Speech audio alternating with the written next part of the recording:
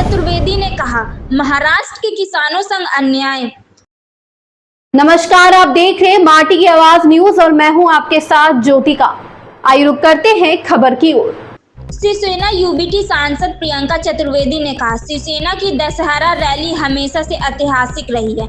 आने वाले साल में महाराष्ट्र की दशा और दिशा क्या होनी चाहिए, इसे पूरा देश ध्यान से सुनता है।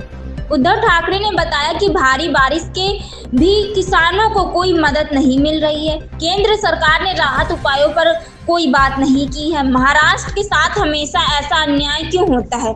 उन्होंने ये भी बताया कि वैसे भाजपा वोट चोरी के जरिए चुनाव जीत रही है। मैं मानती हूं कि दशहरा की जो रैली होती है शिवसेना की, वो हमेशा से ही ऐतिहासिक रही है और पूरा देश, महाराष्ट्र तो देखता ही है दशहरा रैली की तरफ, पर पूरा देश भी ध्यान से सुनता है कि क्या महाराष्ट्र की दशा और दिशा होनी चाहिए आने वाले साल में।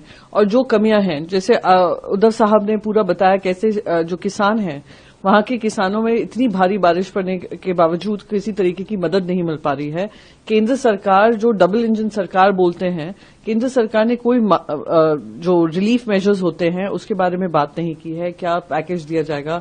क्यों महाराष्ट्र के साथ इस तरीके का हर बार अन्याय होता है कि महाराष्ट्र के किसान हो, महाराष्ट्र के पीड़ित हो, महाराष्ट्र के पिछड़े हो, उन सबको दरकिनार करके पूरे देश का ध्यान रखा जाता है। मुझे इसमें गिला नहीं होती है कि महाराष्ट्र सबसे बड़ा फाइनेंशियल कैपिटल है और फाइनेंशियल स्टेट है जो कंट्रीब्यूट करता है केंद्र में, पर दुख उस बात का होता है कि जब पीड़ा हमारे ऊपर आती है तो हमें अनदेखा कर दिया जाता है।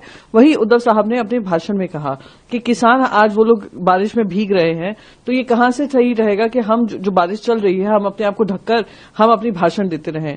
उन्होंने ये भी बताया किस तरीके से भारतीय जनता पार्टी इलेक्शन के माध्यम से, वोट चोरी के माध्यम से अपनी इलेक्शंस जीत रही है।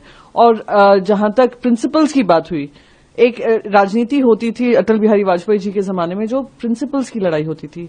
इनके जमाने में कोई प्रिंसिपल्स ही नहीं है, सिर्फ प्रिंसिपल्स ये हैं कि कैसे सत्ता को काबिज करें।